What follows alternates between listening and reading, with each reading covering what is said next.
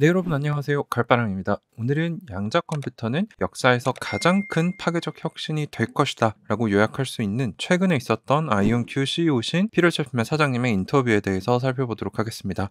제가 여러 핵심 임원들을 계속 팔로우업하고 있는데 계속 중요한 힌트들이 연속적으로 나오고 있어요. 그래서 투자자라고 하시면은 반드시 같이 끝까지 보시면 좋을 것 같습니다. 최근에 소프트뱅크 비전펀드 두 번째 소속돼 있고 이제 이것으로 인해서 아이온큐에 투자 중인 소프트뱅크 비전펀드가 아이온큐의 CEO이자 회장인 피터 챕맨을 인터뷰했습니다. 이제 제목은 양자 컴퓨팅 시대의 도래다 라고 하는데, 참고 지식으로 소프트뱅크 비전펀드는 2017년에 소프트뱅크가 이제 벤처캐피탈 펀드로 설립을 했는데 세계에서 가장 큰 기술주 중심의 투자 펀드인데 규모는 약 200조 원이고요. 소프트뱅크 비전펀드 2는 이제 아이온큐에 투자되고 있는 자금인데 19년 7월에 설립됐고 마이크로소프트, 애플, 각종 금융기관들이 참여하고 있고 AI 기반의 기술들에 집중 투자하고 있다고 합니다. 규모는 한 140조 원 되고요. 이 두 번째 펀드에 아이온큐가 투자를 받고 있습니다. 그래서 요거 기억하시는지 모르겠는데 소프트뱅크가 요거를 통해서 이제 소프트뱅크가 투자하고 있는 다른 기업들에도 아이온큐의 양자 컴퓨터를 쓸 수 있도록 하겠다라고 한 적이 있습니다. 자, 그래서 아이온큐 CEO 피터 챕맨은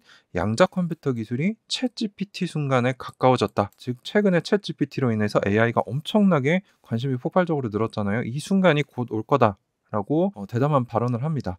양자 컴퓨팅 같은 경우는 미래를 밝게 보는 약속과 회의론이 혼합된 것으로 오랫동안 여겨져 왔는데 2019년에 구글이 시카모어 칩으로 고전 컴퓨터로는 불가능한 연산을 3분 만에 했다라고 하면서 큰 관심을 얻었고 조용히 천천히 발전을 해왔다. 왜냐하면 짧은 시간에 거대한 연산을 훨씬 더 낮은 가격에 수행할 수 있다는 메리트가 너무 컸기 때문에 이 큰 기회를 쫓는 투자 자금으로 계속 발전이 됐다는 겁니다. 그래서 아이온큐 양자 컴퓨터는 상업적으로 현재 사용이 가능하고 더 많은 고객들에 의해 사용이 되고 있는데 아이온큐 CEO인 피터 챕맨은 이 양자 컴퓨터 기술이 사람들이 생각하는 것들보다 훨씬 더 빠르게 메인스트림 주류가 될 것이다 라고 말하고 있습니다. 그래서 지난 1월에 아이온큐는 시애틀 근처 보셀이라는 도시에 증가하는 수요를, 이 수요는 이제 양자 컴퓨터를 실물 구입하고자 하는 수요입니다. 아이온큐에 곧 발생할 견고하고 큰 매출의 근거가 되고 있죠. 그래서 그 공장을 만든 게 이러한 수요를 충족시키기 위해 공장을 설립했다라고 발표를 했고, 이제 양자 컴퓨팅의 현재 기술 상태, 그리고 왜 기업들이 양자 컴퓨팅에 주의를 기울여야 하는지에 대해서 설명을 했습니다. 자, 그래서 Q&A 방식으로 보겠습니다. 양자 컴퓨팅이 절대 주류가 되지 못할 거라는 수많은 비관론자들이 있는데 이거에 대해 어떻게 생각하냐?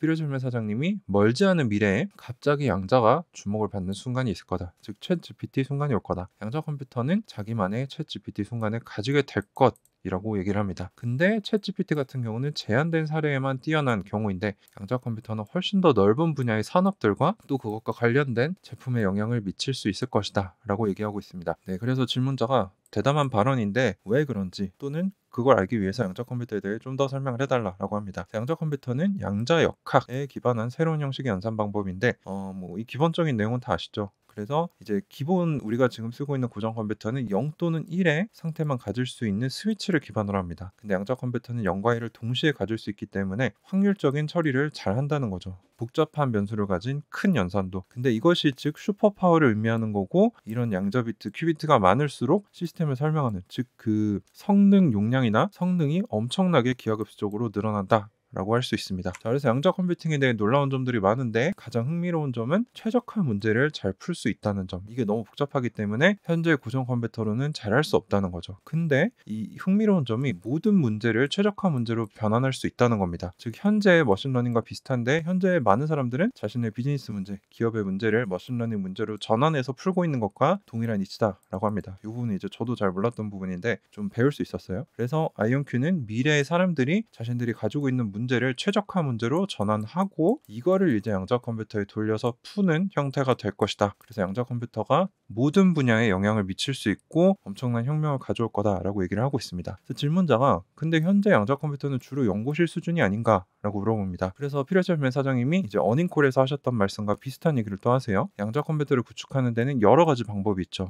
아이온큐가 쓰는 이온철 방식도 있고 뭐 구글이나 IBM이 쓰는 슈퍼 컨덕팅, 초전도체 방식, 뭐 그 외에 포토닉, 뭐 광자 방식, 퀀텀 닷, 뭐 토폴로지콘 등등 여러 가지가 있는데 각 기술은 자신만의 로드맵과 타임라인을 가지고 있다. 근데 몇몇 기술들은 아직도 연구실 수준이고 시장에 나오려면 많은 시간이 필요하다. 즉 초전도체 방식이나 광자 방식. 뭐 초전도체는 실물이 있기도 한데 광자 쪽에 있는 뭐 사이퀀텀이나 자나두 이런 기업들은 아직 멀었습니다. 뭐 종합적인 뉴스를 보고 이제 창립자의 얘기 뭐 이런 것들을 제가 살펴봤을 때 아직 광자 방식은 멀었다. 요건 이제 최근에 제가 모셨던 이순칠 교수님 또 비슷한 견해를 밝히셨어요. 그래서 아이온큐에서 우리는 이온 트랩이라는 기술을 쓰는데 개선될 필요성은 있지만 검증된 기술을 기반으로 하고 있다. 그래서 우리는 연구실에서 제품으로 전환하고 있다. 많이 익숙하신 부분이죠. 요건 이제 이전에 크리스 먼로 교수님도 얘기하셨고 어닝콜에서 피로소프트의 사장님이 얘기하셨던 게 한 번 더 반복이 됐습니다. 그래서 우리는 핵심 임원들이 하는 얘기를 통해 그들의 생각을 엿볼 수 있는데요. 이게 상당히 중요한 부분이다. 아이온큐는 이제 연구 단계에서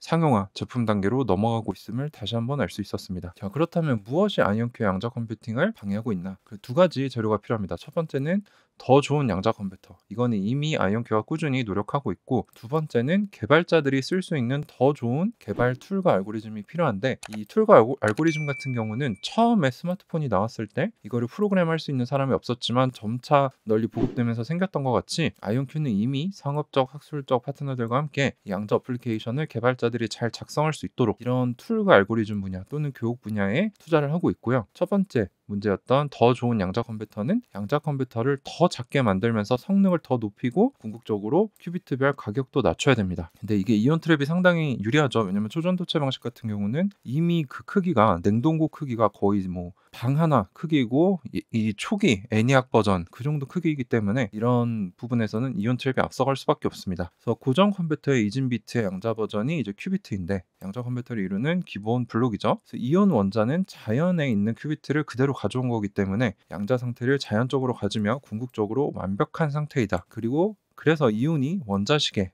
라는 제품에 오랫동안 사용되어 왔다는 거죠. 그래서 이온을 트랩시키고 상호작용할 때 생기는 문제들은 큐비트의 양자성 문제가 아니고 주로 아직 한 번도 제조된 적 없는 이것들을 제어하는 시스템 때문이다. 즉 이것만 개선하면 우리는 이 큐비트 자체의 문제는 없다는 겁니다. 이건 이제 초전도체 방식과 다른데 초전도체 방식은 인간이 제조한 큐비트이기 때문에 수율에도 문제가 있고 모든 큐비트가 동일하지 않기 때문에 제어하는데 이 큐비트 자체의 양자성이 문제가 있기 때문에 그것을 해결하기가 상당히 난해하다. 그래서 크리스 먼로 교수님은 예전에 초전도체 방식은 답이 없다 라고까지 얘기하신 적이 있죠. 그래서 아이온큐는 확장성을 위해서 시스템을 점차 더 소형화시키고 큐비트별 가격도 낮추고 있고 제어하기 위한 하드웨어, 소프트웨어까지 개선을 하고 있다 라고 얘기를 합니다. 자, 그럼 이러한 장애물에도 불구하고 아이온큐의 장치를 사용하고 좋아하는 사람들이 있는데 누구이고 무엇을 하고 있냐?